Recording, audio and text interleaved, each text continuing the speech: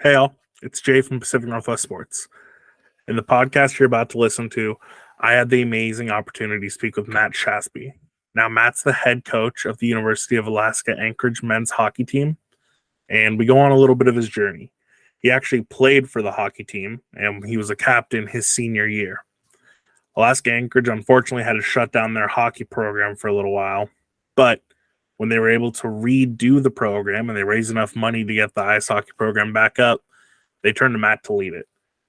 Hopefully, after listening to this podcast, you understand a little bit of the reason about why that happened. On top of all this, Matt is an amazing guy and was nice enough to take some time out of his day to let me sit down and speak with him. Hope you guys enjoy this interview. Have a great day.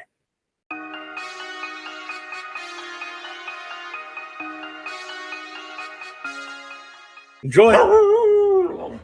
All right, I am here with Coach Matt Shasby of Alaska Anchorage. How are you doing today, Coach? Very well. Excited about the upcoming season. I'm looking forward to chatting with you. That's great. I wanted to start with just where you come from and how you got to here. It's a very broad thing, but we'll break it down as we go. Yeah, so I actually grew up in Eagle River, Alaska, which is about 20 minutes north of Anchorage. I left the great state of Alaska when I was 17 and 18 years old, went outside and played junior hockey in Lincoln, Nebraska, and Des Moines, Iowa. I decided to commit to my hometown university, the University of Alaska Anchorage, and I got to play 4 years here where I earned a history degree. Then went on to sign an NHL contract with the Montreal Canadiens for 2 years, played in their farm system. Decided then to come back home again to play for a minor pro team, the Alaska Aces. Played 4 years with them. When I finished my playing career, I went into teaching for 12 years. And then as recently as in October of 2021, I got the job to lead the resurgence of the University of Alaska Anchorage's hockey team. And we just completed year one, and we're excited about year two. That's great. So you mentioned you went down to Iowa and Nebraska for a little bit to play over there. And so maybe I'm just misinformed, but I think this will be great for listeners to understand. That is a pro level system. It's you maintain your amateurism, but typically in hockey, when you're finished with high school, or if you're good enough to leave while you're still in high school, there's this category called junior hockey. And junior hockey is for 16 to 20-year-olds. You can't play past you're being 20 years old. And it's an opportunity for all the best kids to head to different junior leagues across North America and to be recruited by colleges. It's the best place to go to be recruited by colleges. And then from there, you head off to the different universities. And the league that I played in is called the USHL. It's the United States Hockey League. It's still elite today. It's still the best junior league in North America to play to earn a college scholarship or to play college hockey. And so the other option is major junior hockey, which in the Pacific Northwest, we have Seattle Thunderbirds and Everett and Spokane and now the Wenatchee Wild, Tri-City, and as well as Portland. That's the other route, but that is a professional route where you get paid as a young player and you eliminate your ability to play NCAA hockey because you are a paid athlete if you go the WHL route. Okay, that's where I was a little confused because I said, how do you go to professional and then be able to go back to amateur? So that's good to know. Why did you end up going back to Alaska? Was there any other offers you had, or did you just feel a deep calling to come back home? Yeah, I mean, I was at a point as a player where I had, kind of the pick of the schools for me to attend. When I grew up here in Eagle River / Anchorage, the Seawolves hockey program in the 80s and 90s was the ticket in town. Everybody wanted to do it. Everybody, if you were a young hockey player, you couldn't wait to go watch the Seawolves play. And so it was one of those things where it was your hometown team. You dreamt of one day playing for that team. And then when I got that point to choose between, playing somewhere in Minnesota or playing somewhere in Colorado, I was just one of those kids that loved the team so much growing up that all I could ever see myself playing for was the Seawolves. That's amazing. And so you go back, and I understand you were there all 4 years. Mm-hmm. And your freshman year, you guys were pretty successful, correct? Yeah, we had a good season. We hovered around 500. We got knocked out in the first round of the WCHA playoffs, but definitely a series that could have gone differently. And the first year was a pretty successful year. Nice. And so we fast forward a little bit here to your senior year. Mm-hmm. That was a tough one. Why don't you go ahead and tell us a little bit about that? Yeah, you play sports long enough, you experience seasons with extreme highs, which, like my last year in the USHL as a junior player, we were the best team in the league. We set league records for regular season. We won the playoffs. We won everything you could win. And then you also have seasons in sports where you a little bit of a never-ending nightmare, and you just things happen. They happen quickly, and they kind of spiral out of control, and you're just not able to recover. And that's kind of what that senior year was. It was a whole bunch of games that we either had leads and we lost, or we had games we should have won and we just found ways to lose them. And then by a quick 34-game regular season, which college hockey is you end up, we won the very first game of the year, and then we didn't win another game the rest of the year. So we ended up like 1-27 or something and 6 or 7, something like that. But you had all these games that you were winning late that we went to overtime, and you got those ties, those 6 or 7 ties. You had a whole bunch of games. If you go back and look at the scores, there was a whole bunch of winnable games for us. We just couldn't find a way to win a game.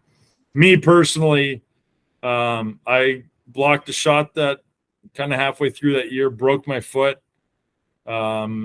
which was a tough way for your senior year to go. Missed 7 or 8 weeks with a broken foot, came back at the very end of the year for the playoffs, but I missed a good chunk of the back half of that year. And I had an opportunity to sign after my junior year because I had a very good junior year personally. And I was like, you know what, I'll go back, work on finishing my degree.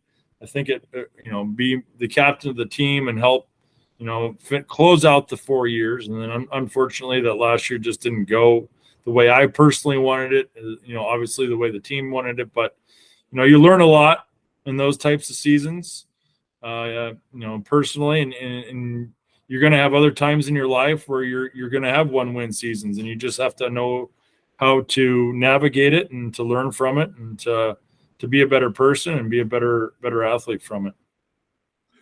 You touched on breaking your foot. I don't think people necessarily understand how tough you have to be a hockey player. Mm-hmm. That is it's so underrated, just what you put your body through game in and game out. So you broke your foot, you missed 6 to 8 weeks. Did you try to rush yourself back at all and really try to make it back for playoffs? Yeah, I did. It was, you're in a little bit of pain to come back. And I have a laundry list of injuries from playing until I was 29 years old that to the point where I've had over 150 stitches from my neck up in my face, mouth, teeth knocked out. I've had both my elbows reconstructed from snapping off all the tendons and ligaments in my elbows. Typically what you would see in pictures, but that unfortunately kind of happened to me. I've broken my foot, like we mentioned. I broke my leg blocking a shot in pro hockey. I've had 4 knee surgeries on my right knee from the cartilage being destroyed for multiple times. Trying to think of what else, but yeah, I mean, it's when you play the game long enough, every guy that's played the game through, pro hockey and beyond, has a pretty good laundry list, and you can sit around and compare scars around the campfire. And I got my fair shares of scars for sure. And it's not a sport for the weak of soul and the weak of mind for sure. That is for sure, and a little bit of an understatement. So you mentioned your senior year went on. I dug up something in here. It mentioned that you had 13 different players were suspended your senior year. And I can remove this from the podcast if we need to. We don't have to go into detail. Are you okay talking about that? Oh yeah, it's classic college stuff. Just it's all innocent stuff. There's nothing too egregious to it, and I have no problem talking about it. Great. So it says that you had 13 players suspended for improperly using scholarship money for textbooks. Yep. What was that money supposed to go to? Right. So how the scholarships read was you had unlimited books. Just go get your books and use them for your class and whatnot.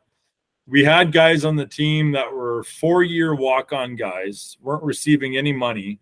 And so a couple of us, there's a couple guys. So say you had 4 guys that were receiving no book money, and all of us chipped in and bought one of his books for a class. And so you went in, I bought all my books for my class, and I bought an extra math book for my buddy who's been here for 4 years, who's never received a penny of scholarship, and then you just give him his book. Well, it turned out that it was just, athletes thought I had a book scholarship. I can buy books if I want to buy books. And so it turned out it wasn't just hockey. It was a lot of other sports within the university, and it wasn't the hockey team originally. It was another sport. And then that triggered them to look at every single purchase of every single athlete in the university who had book scholarships. And then just like any universities, you have to self-govern and self-report. Well, then they reported all of the incidents that were related to the book incidents. And so every athlete that was a part of that technically participated with another athlete receiving benefits that they shouldn't have. So it was, I think everybody got 2 or 3 games each. And then they got to divide up and whenever you wanted to serve those games. So yeah, that was just an extra icing on the cake of a year of winning 1 game, breaking your foot. Oh, and by the way, you're going to sit out 3 games for buying your buddy a math book. So, again, it's something you learn from. And now that I'm in charge of the program to make sure that our guys aren't doing anything like that. And it's just kind of part of what, live and learn type scenario. Gotta love the self-governing side of things. And Yeah. So after you graduated, you went and you signed a professional contract and joined the Columbus Cottonmouths. Mm-hmm. They're the ECHL affiliate of the team that drafted you, the Canadians. Correct. Yep. What was time like there? I loved it. I hadn't spent any time in the South, and it's one of those things where you're at NHL training camp. You go to American League training camp, which is the level below the NHL. I had kind of a weird time period of my 2 years with Montreal. We had a lockout, which then now you had a whole bunch of guys that should have been in the NHL forced down into the American League. And then if you're, a guy, you're not getting a ton of money, and they have their first and second rounders. And then they had a bunch of second and third year guys that should have been in the league. So it just kind of pushes everybody down. So I got pushed to Columbus. Again, you get down to the South, you don't quite know what to expect. Loved my time there. They had a great setup. It was a great town, a nice arena. I was fortunate enough to meet my wife when I was down there for that 1 season. And so there's a lot of good things that came out of playing in Columbus. And my family still goes back there and visits there because her family's still there. And so I have a lot of fun memories of it. And I loved my time in the South, and I thought hockey was well supported down there. And any guy that I talked to now, the ECHL isn't down there for the most part anymore. In a lot of the cities that I got to play in Pensacola and Columbia and a lot of other towns in the South, but it's now in different leagues that are below the ECHL. But if a kid has a chance to go play in the South, I support it and encourage it. And I really appreciated my time down in Columbus. And so, is it true you had to sign like another type of contract with them? And can you no, you didn't have to. No. So the way that, say, your NHL contract set up is you'll have a 2-way contract, an NHL salary and a minor league salary. So I still got paid my minor league salary regardless of what level I was playing at, whether it was the American League or in the ECHL. Whatever that was on that 2-year contract, I got paid. The ECHL, for their salary cap purposes, they say their salary cap's $12,500 a week for all of their players combined. Those guys that are on NHL contracts only count $500 against their salary cap, and they don't really have to pay it, but they just have to count it towards their salary cap. But Montreal's paying that salary, but for salary cap purposes, it's a $500 hit against those teams. It might be more now. I'm not that familiar with ECHL rules or things like that, but you ride that out, that one contract. If you don't have an NHL 2-way contract, then you're playing on an ECHL contract, and you would have had to sign there, which when my 2 years were done with Montreal, I signed back up here with the Alaska Aces on an ECHL contract, and that's what I was paid. So. Okay, thank you for defining that. I think a lot of people are going to find that interesting. Mm-hmm. So you were quite the guy over there. It says here you were leading the team in scoring by a defenseman. Where's that at? Reading up on it everywhere. Well, yeah. No, yeah. I mean, I there's different types of players, different types of defensemen, and you kind of serve different purposes for your team. My job is to provide offense from the back end as a defenseman, to be joining the rush, to be active in the offensive zone when we're there, to be running one of the power plays. And I was fortunate enough to be put in situations to provide offense to my team, and that's what I enjoyed doing.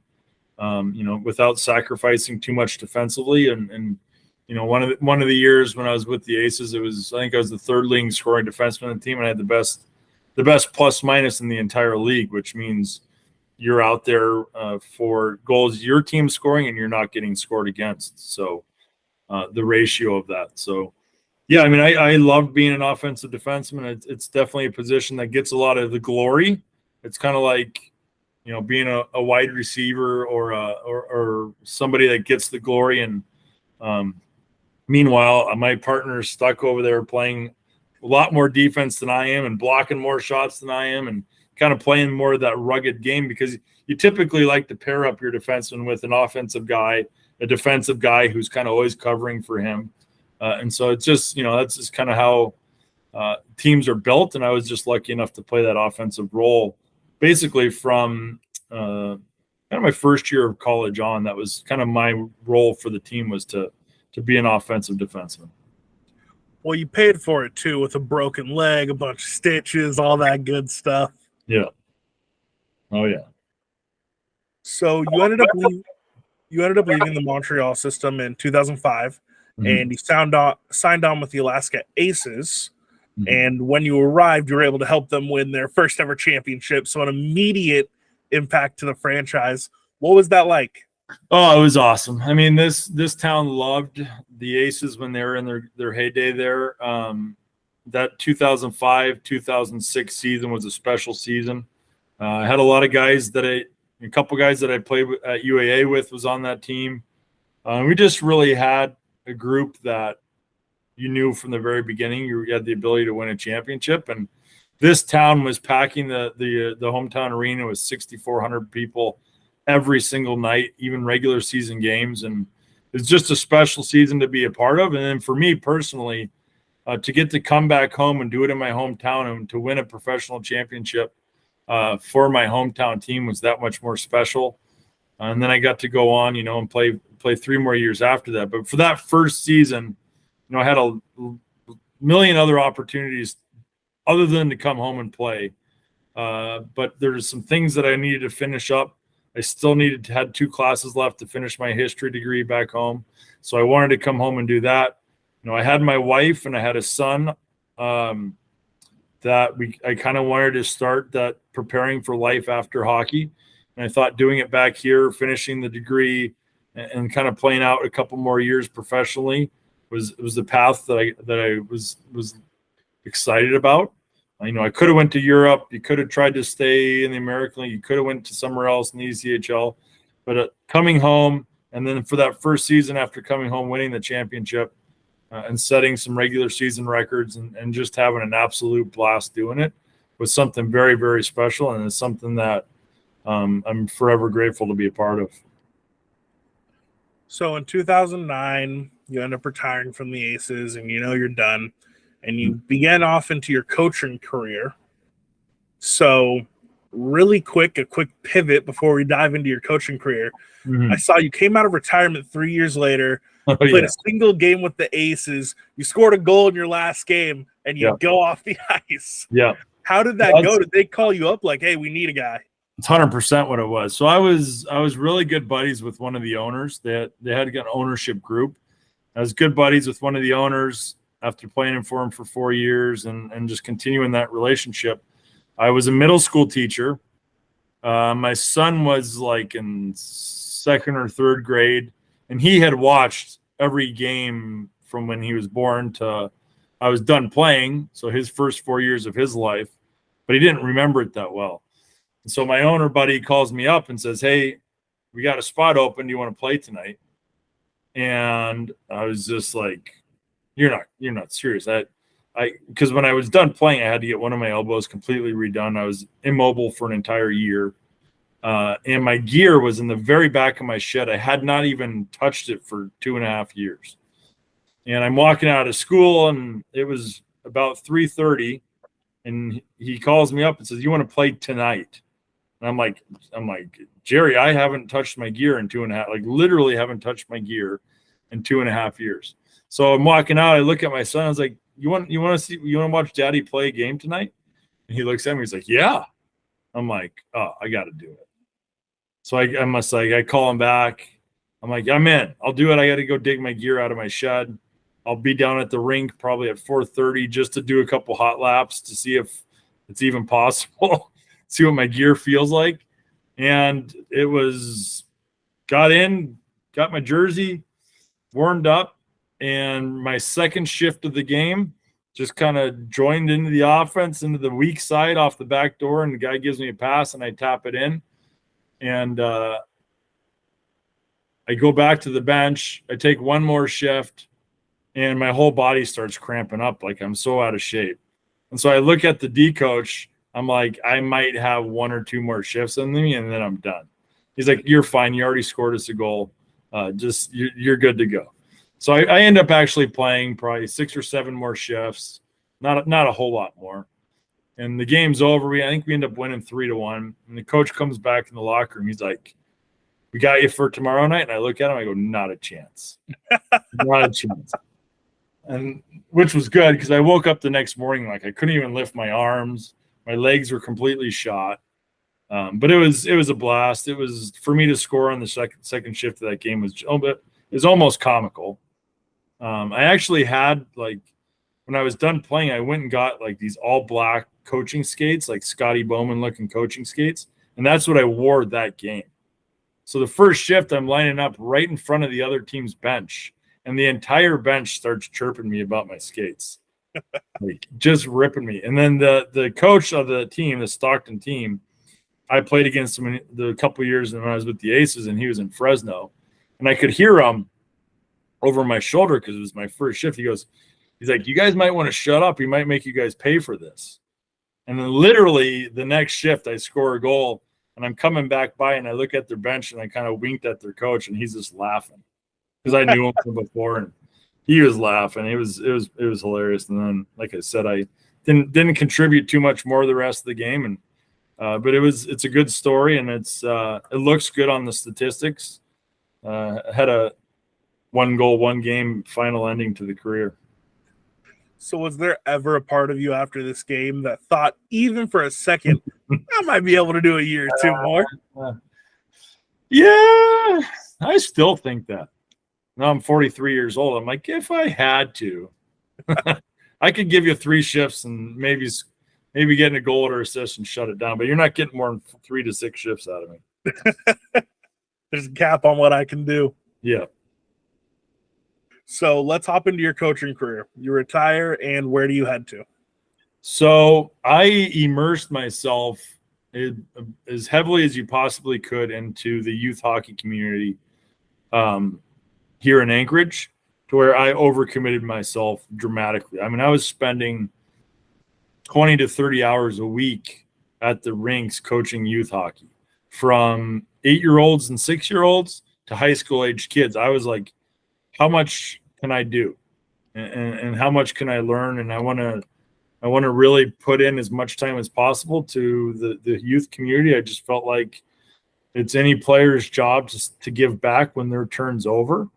And it's always been a passion of mine, whether it was running my own hockey camps in the summer while I was still playing, to, just knowing growing up my entire life, like all I wanted to do was coach. And I used to say that like when I was 14 years old, people were like, what do you want to be when you grow up? I'm like, a hockey coach. I love the game. I love the nuances of the game and just kind of the development that takes place with the team over the course of the year. I feel is the greatest thing in the world. And the greatest part of coaching is just watching young people have those aha moments and develop and grow and be good people and preach to be good people and watch people turn into to move on in their lives. And hopefully you inspire them to give back someday too. But it was one of those things where I was my wife's looking at me like, you're done playing. Like, you don't have to be at the rink this much. I was like, yeah, I love it. I enjoy it. And so I spent, the 11 years that I was teaching, I was coaching multiple teams every single year. Like I mentioned, it was from mites or 8U to 16s, 18s, high school. And I was always coaching multiple teams per year. And then it got to the point where the scenario took place with our Seawolves program, with the Board of Regents announcing what they announced with suspending the program of the 3 multiple sports at the university. To me, having a lot of conversations around town of, I grew up here, I'm an alumni here. There's nobody that loves this program more than I do. And I really feel like I might not be the 8-year answer, but I'm the answer for what needs to happen right now and to help this program get back to where it needs to be, because it does mean so much to me. And I'm going to put the amount of time into it that it takes for it to be back to where we want it to be. And so you got announced when you guys had raised over $3 million to bring back the program. You got announced as the head coach, and I read your speech to the university introduction press conference, and you could tell you really were happy to be back, and you were happy to be the person to lead this program. And you just came off your first year back. What's it been like? There's been a ton of moments where you can't believe it's actually real. And there's been moments, there has not been a single day that's been bad. Even when you've had challenges or you've had losses or this or that, every single day has been enjoyable. I've been thankful for every day. I wake up and I have to tell myself, like, I'm really the head coach of the Seawolves, a team that I've loved my entire life. It's beyond surreal. I don't even know how to explain it to people in any other profession of getting to do something that you truly appreciate and are thankful for and love. There's so many unknowns going into it.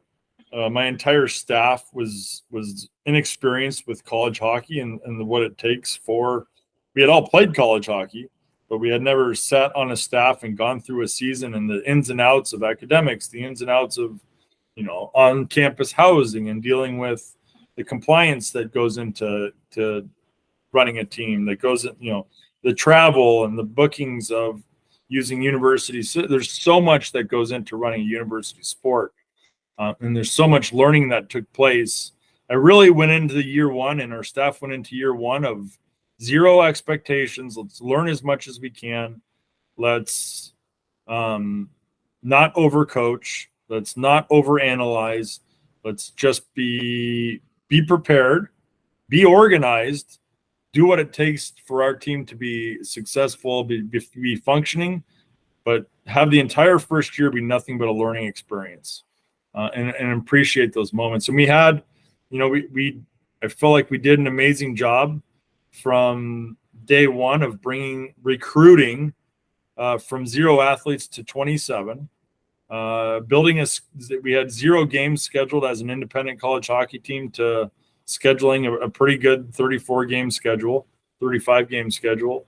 We accomplished a lot of things that people around the outside looking in said we never could. We went on to win 8 NCAA games. People didn't think we were going to win any. We had some pretty epic wins. We had 3 top 15 team wins which our program hasn't had. And it was something like 20. It was a ridiculous amount of time that for us to have 3 wins against top 15 teams in our first year back as an expansion college team was pretty mind blowing. So there's a lot of moments that really shocked us. And then we just sat there with smiles on our faces and just loved every minute of it. And we cannot wait to get back after the experience we had last year and everything we learned to just be that much better as a staff and for me to be that much better as a leader and a coach of this program. I've never been more excited for anything in my life than for when our guys start showing up to campus here August 21st. One of the things that I think is so cool about Alaska is that it's so remote from the rest of the U.S. And so your guys' travel has to be ridiculous. You're going to New York, Nevada, Arizona, Massachusetts, Colorado. What's the traveling like? Yeah, throwing Maine and Northern Michigan in there too. I think we ended up with 45 days on the road last year. And there's a good chunk of college hockey that doesn't spend a single night out of their bed, other than maybe one weekend. And we had an 18 or 19 day road trip to Colorado, Arizona, and Vegas. And we had it's not for the weak of heart. I think we hit, like close to 35,000 airline miles between all of our trips. And for what's an amazing stat is our team had a combined 3.61 GPA. It was the highest GPA in the history of our hockey program, and these kids spent 45 days on the road in college. So the credit to these kids' commitment to the classroom based on all that travel was mind-blowing. It was just another thing that was just an amazing part of last year. But the travel that's a big thing that we're selling to kids is you're going to experience something here that you will not be able to experience at any other Division I program other than Fairbanks in terms of the travel experience. You do get to cover as an independent college hockey team. You're going to every single corner of the United States to play college hockey. There's no other team that can preach that. And over a 4-course year from your freshman year to your senior year, the places that you're going to get to play and see and experience. We did some really incredible things last year where we drove from Arizona State.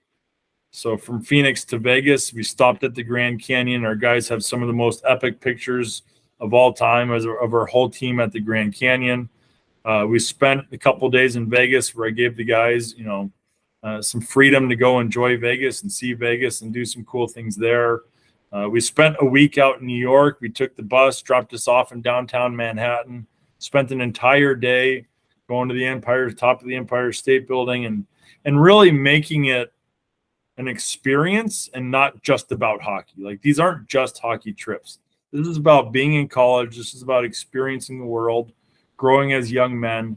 And that's really something that you get to do having 45 days on the road. I mean, this year's not any less coming up. Like we go to Phoenix again. We go to Northern, Lake State, which is UUP. We go to Providence. We go to UMass Amherst. We go to Penn State. We go to Wisconsin. We hit every corner of the United States again this year.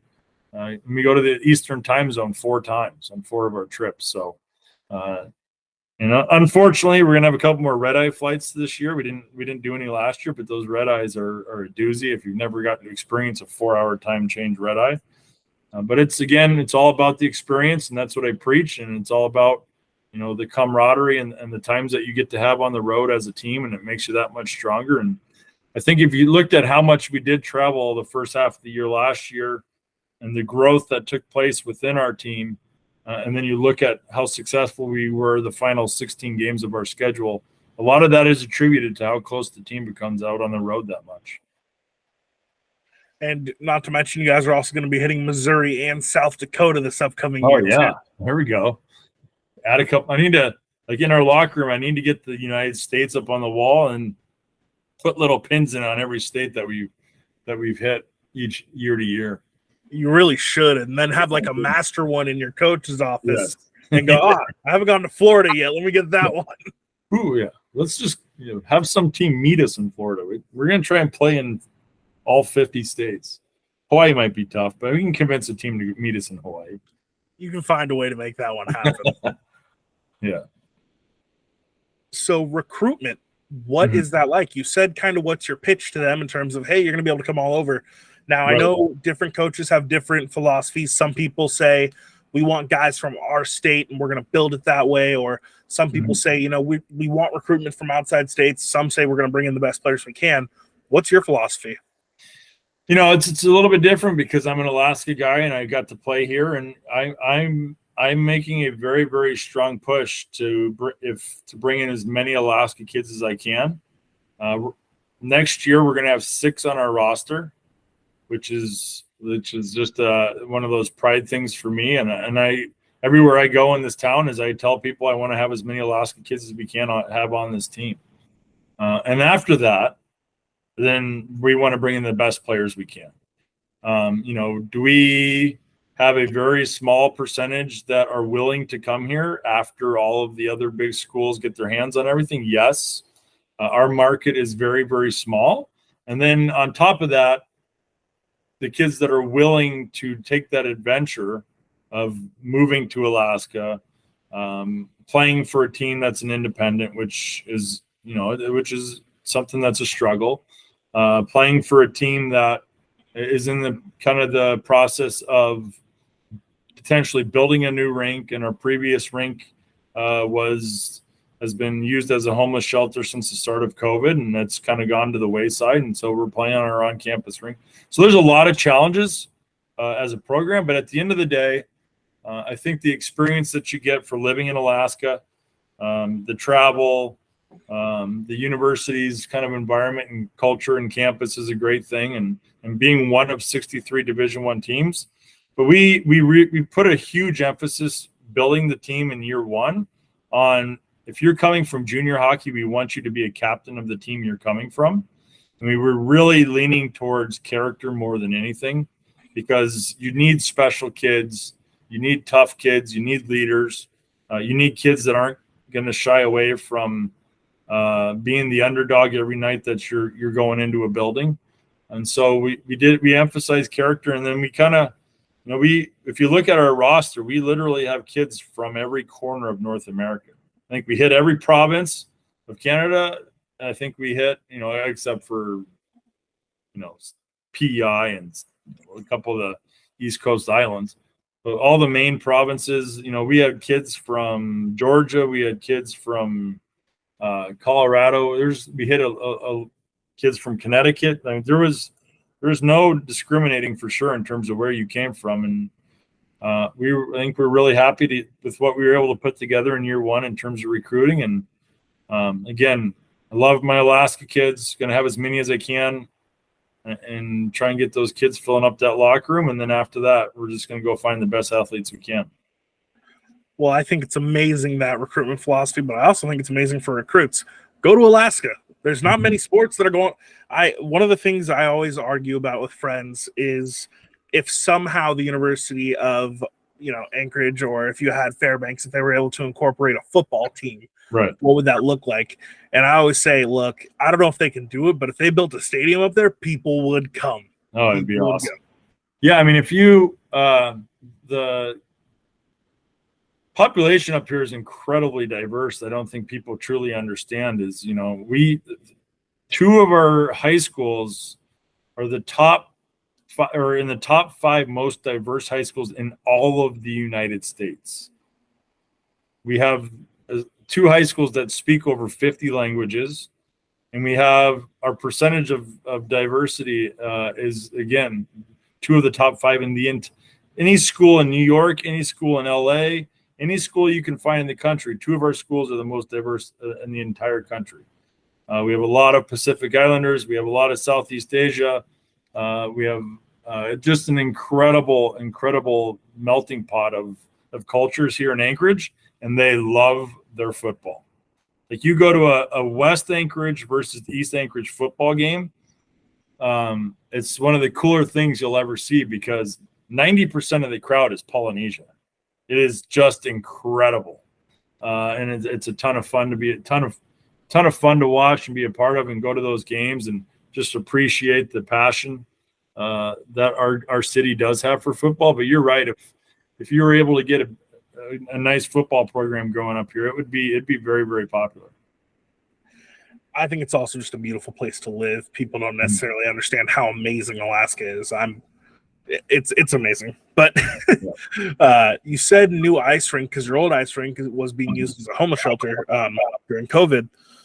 What's it like getting that new ice rink? Is it a lot of fundraising? Has it already been fundraised for? And no, we're in the kind of the infant stages of it. We just finished a feasibility study, which was about a 3-month study, to just determine whether or not economically it makes sense. It's one of those things where if you build it, they will come, or it's just the town needs a new hockey rink that can support somewhere anywhere from a 2,000 to 3,000 seat arena that just makes sense for our program, makes sense for, hosting USA Hockey regional tournaments, hosting, a variety of different high school hockey, whatever. We just haven't had an investment into the rink community for almost 30 years here in Anchorage. So we're well overdue for a new rink. And it's something that, our current rink we're in on campus has been here since the early 80s when they first started the program. Previously, we played in this rink that was a Sullivan Arena. It was the main entertainment facility for concerts and the Alaska Aces and the Seawolves, and we even had arena football in it for a little while. And we've had it was the place for all sports and concerts. The university built a beautiful $130 million on-campus facility for everything but hockey. Back in 2015-16, it is an absolute palace over there for our division, for our women's and men's basketball, gymnastics, track and field, volleyball, women's volleyball. They have an incredible facility. And so the hockey team was kind of left with, oh, you have the Sullivan Arena, you're fine. We don't need to build you anything on campus. COVID happens. It turns into the largest homeless shelter in North America, housing 450 people to 500 people. And then once COVID kind of ended, then it just became a shelter for the homeless just for winter purposes. And because we had nowhere else to put everybody that they kind of accumulated during COVID. So we're back on campus. We've done a lot of work. We've invested some good money into making our on-campus rink the best we can make it, make the fan experience the best that we can make it, putting in a big video board. They've spent the last 10 days demoing our previous bleachers that were here from the 70s, 80s. And we're putting in a whole new bleacher system on the one side of the rink that we have bleachers. We're adding a new standing room area, so some new potential viewing decks to watch the games. And so there is investment going on to this on-campus rink we have now. We're excited about this upcoming season and the great things that we're doing to this building, but we need more if this is a long-term program, and we need a long-term solution. So the fundraising is next. Whether or not, it's a possibility to find probably $70 to $80 million for a new arena. That's the next challenge, and we'll see. And if it is great, if it's not, we'll have to transition to Plan B, and whatever Plan B is, we're not quite there yet. But we're excited about the potential of the new arena on campus here and what that can do to our campus, and then what that can just bring to the city of Anchorage. That's a lot. Puck drop is on the 29th, start of the year. So hopefully everything's ready to go by then. Sounds like it's moving along well.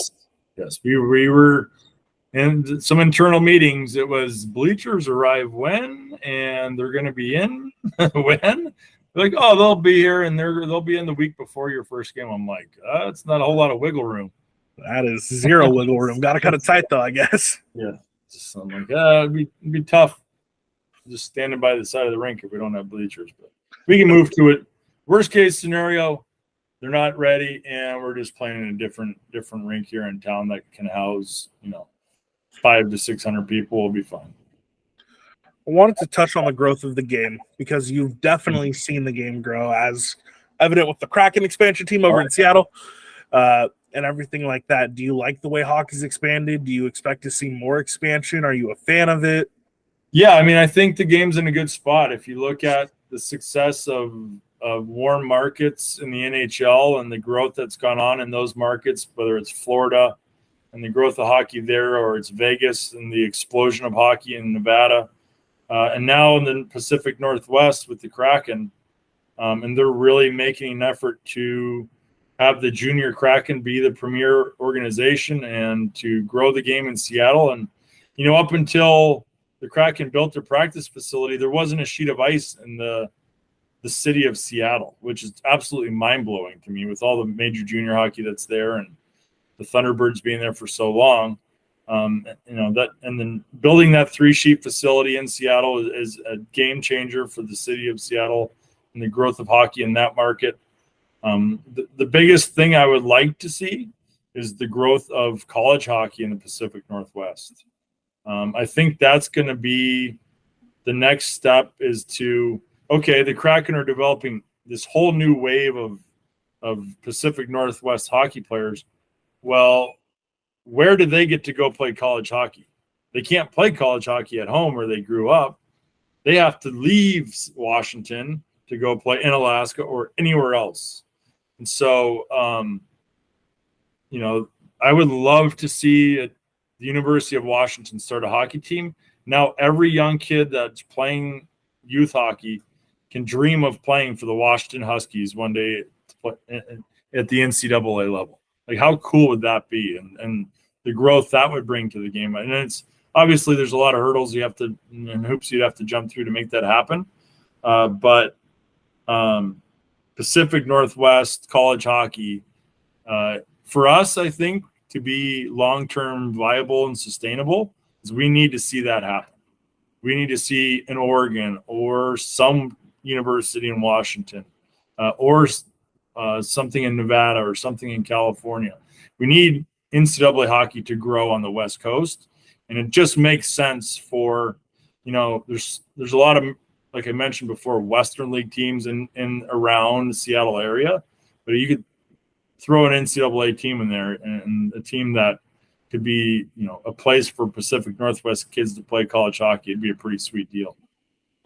I agree with you. And I think with UW and Oregon headed to the Big Ten, where there is hockey in terms of Penn State, Minnesota, all those teams, I think that's going to make it a lot easier to potentially start up those teams at the NCAA level. What I find amazing is that you're getting Big Ten money now with TV contracts. So I think that's close to like $35 million or something ridiculous. Definitely enough to help with getting a team up. I mean, you guys were able to do it with $3 million, so they should be able, if they want to, do that. So I have to ask you, why do you think the sport isn't at UW or Oregon already? Especially, like you said, there's a lot of Northwest hockey going, so why hasn't it hit at the NCAA level yet? It's tough. It's just one of those, with the athletic department, there's a lot of extra things that come with it in terms of Title IX as well. And it's really just probably people within those universities that just don't have the internal knowledge of a hockey program and what it would take. It wouldn't take much to obviously ask around and find out what it takes to run a hockey team. But there's just so much to university sports. But now that they are a part of the Big Ten, they would have a conference to go into potentially immediately. And there's really nothing, there's nothing stopping. Obviously for us, we would hope they wouldn't go into the Big Ten and they'd be on a West Coast conference. But,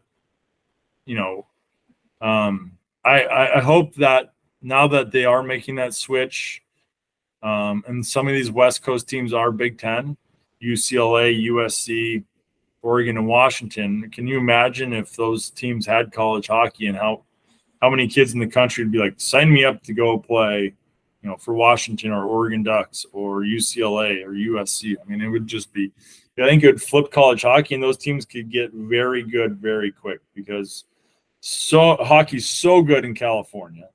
And you could get California kids staying home and playing for college hockey in California. You could get Pacific Northwest kids staying home playing in, Washington and Oregon. And so, we're on a path, and we are trying to make a lot of phone calls for that, those conversations to start a little bit more maybe than they have. And so, having conversations with the Kraken and getting their feel or whether or not they would want college hockey in the Pacific Northwest and what that would mean to them. So that is a reality that we are participating in those conversations, and we're hoping that would just be an absolute game changer for college hockey if it was able to jump in, at UW. And they have club teams, like Oregon has a club team. They're in the ACHA, but that's not, not over the or under, I guess, the NCAA's thumb. So it's really hard to say that. But there definitely are teams. It's just a matter of making that next jump. Yep. And like you mentioned, money shouldn't be the thing holding them back. I mean, we're operating on a $1.5 million a year budget. I mean, that's the training table for the football team for the month of November. Oregon's also got Phil Knight money, so it could happen. And I think it will, though. I think it's really hard. Arizona State having hockey right now is pretty impressive considering how far they are and isolated really from other teams. Mm-hmm. So hopefully it being there, Arizona State's headed to the Big 12, but with the Big 10 and having all that stuff and knowing you have the availability to jump in, and I would love to see the rivalry that would end up going on with Anchorage and Fairbanks up there. I mean, you guys already played for the Governor's Cup over in Alaska, so bring it down. Let's see what it really can do. I think it would be amazing for the game. For sure. So I wanted to ask 5 questions as we wrap up here. We ask all of our guests. Are you able to do that? Absolutely, yeah. Okay. So you're at a gas station. Let's say you got to drive from Alaska all the way down to Pennsylvania, all right? You're on a long drive. What's going to be your go-to snack and your go-to drink? My go-to snack is my guilty pleasure right now is those nerd gummies. It's like the gummies that's covered with nerds. Mm-hmm. I open up a bag and I tell myself I'm only going to eat half the bag. And then next thing I know, I'm like, I might as well just finish it. So I'm going nerd gummies. And then what was the other one? Your go-to drink. Ooh, the go-to drink. I'm going to have to go with maybe. Gosh, am I going an energy drink here? It's it's not the healthiest thing in the world, but maybe like a Celsius. I'll go a little bit of energy. Those are 14-hour days on the road. I need some energy to get through it. It's intense. I've had a lot of athletes and coaches. More of the coaches actually say water. I'm just gonna pound some water. But I've had a lot of athletes go, I'm gonna get some Red Bull. Yeah, absolutely.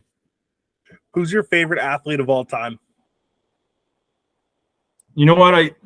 As a kid, he was my favorite player, and then what he's gone on to do after the game is Steve Yzerman. He was the captain of the Detroit Red Wings. He won multiple Stanley Cups. He went down to Tampa, won and kind of set up that Tampa program NHL team to be successful there, to win cups. Now he's going back to Detroit to kind of back to his hometown team and to rebuild the Detroit program. He just does things the right way. He's a master planner. He has a vision, and he's able to execute. And he was just the ultimate leader when he was playing for the Red Wings. That is definitely the first time we've heard that as an answer. So that's a good one. Yeah. What's your favorite time of the year? My favorite time of the year, like if I gave you a window, is the fall season when NFL football is going on. College football is just firing off. So you have your Saturdays, college game day.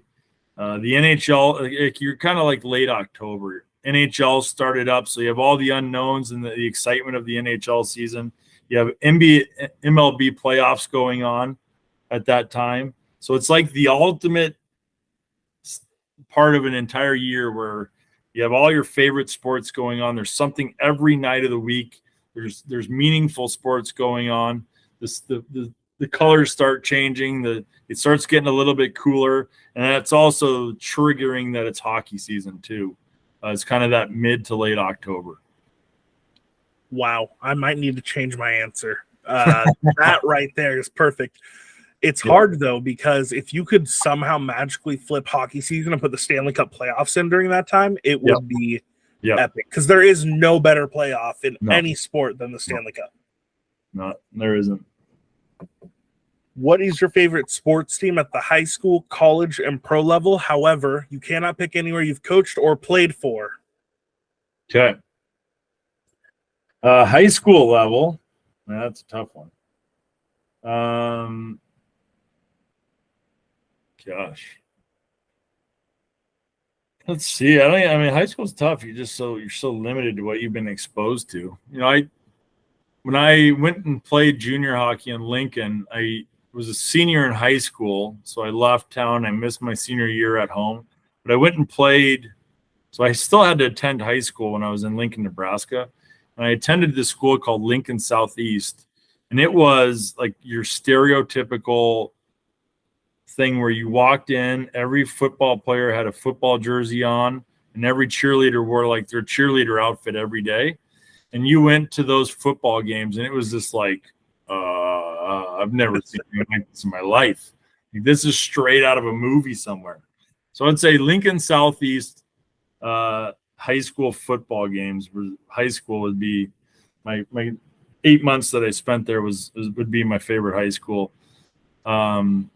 College, next, I'm going Georgia Bulldogs all day long. Big Kirby Smart guy. Oh yeah, he's a stud. He's a stud in the coaching world. And just, you know, they had their moments there with Alabama before, and then, you know, they've just managed to pull it all together, have that back-to-back championship season. It's just an amazing place. Obviously, they've had some unfortunate events since their second championship and some issues, but I just love Georgia football and everything that it just represents college sports at its absolute epitome. What's the last one there? The last one is pro. Pro, I'm going Cleveland Browns. That's my team. That's my team right there. I'm the biggest diehard Cleveland Browns fan you'll ever meet, and it's one of those things where my parents were from Northeast Ohio, and so when I was a kid, I would just get Brown stuff mailed to me for Christmas from all of my aunts and uncles. And like even early on, like Bernie Kosar days in the 80s when I was a little kid, I was like, this is my team. I wore brown sweatpants every single day to school. And so now as I transitioned into an adult, I've lived through, like, still have a Tim Couch jersey in my closet as the first ever, you know, quarterback pick when they're rebirth. I have a Mayfield jersey. Like, so then my son goes, he was buying, so he's got into buying stuff directly from China, like knockoff stuff. You can get like NFL jerseys for $12 that look like they're real. He's like, Dad, what do you want for your jersey? I'm like, give me a Watson jersey. which means you're not going to be there for more than 2 years, because every time I get a jersey, the guy's gone. So I'm sure a lot of fans feel your pain on that one. I'm hoping for some big things from Deshaun Watson, and hopefully he has a resurgence, and karma is not against them, is what I'm hoping. And the Cleveland Browns are able to put something together this year, because I think that division outside of Cincinnati is wide open. You know, Baltimore is going to be good with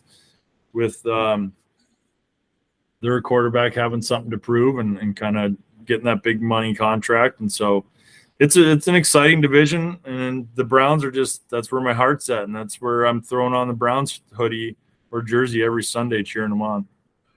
So I gotta ask, the Johnny Manziel documentary was released yesterday. Oh, my goodness. Yeah. That says it all. It's a tough one. It was I was all in, I'm convinced myself. I tried to talk myself into it. But even when you watch them play in your college, this isn't going to work in the NFL. There's no way this works in the NFL. And then it didn't help that he was a degenerate for the entire time he was in the NFL. So that was a tough one to chalk it up to the laundry list of quarterbacks the Browns have gone through since Tim Couch. So it's might be the most impressive list in all of sports is the Cleveland Browns quarterback list. I don't think there's a single one. Well, there's a reason why every time they get a new quarterback, they go, the jersey continues, and it's that one guy who just has every single QB on there. Even when Mayfield wins a playoff game, it's still let's see how fast we can get rid of him. It's tough. Yeah. So the fifth question is, do you listen to country music? I was forced to marrying a Southern girl, so it's become a part of my life for the last 17 years. So, yeah. So Luke Combs is an artist right now. Yep. He has a song called Doing This. And the opening line goes, someone asked me once in an interview, what was growing up like? Where'd you go to school? And what would you do if you weren't doing this? Mm-hmm. So my question to you, what would you be doing if you weren't coaching right now? Well, I can't say teaching because I did that for 12 years. God, that's just amazing because it's so hard for me to. You know what? I had a lot of kind of odds and end jobs through college and just over the time. I think I'd want to be a carpenter and build houses. I love houses. I love floor plans. I love just watching houses being built. And so I did a couple of construction jobs where I was kind of the laborer, but then I got into the carpentry of year 2, year 3, where you're actually getting to help build the wall, just framing houses out. So I think if I could do anything else, is just be a really good carpenter and just work for a custom home builder that only builds a couple houses a year, and you build high-end homes as a carpenter. That's ironic. I was actually talking to Mark Branch. He's the head coach of the University of Wyoming Wrestling, another hard-ass sport where you got to be super tough. And he said he would do some blue-collar work like carpentry as well. So I guess great minds think alike in that sense. Yeah, just doing something with your hands and building something is just rewarding. It definitely is. Or just give me a really good lawnmower and I'll just cut grass on our local golf course. That's a good job. Yeah.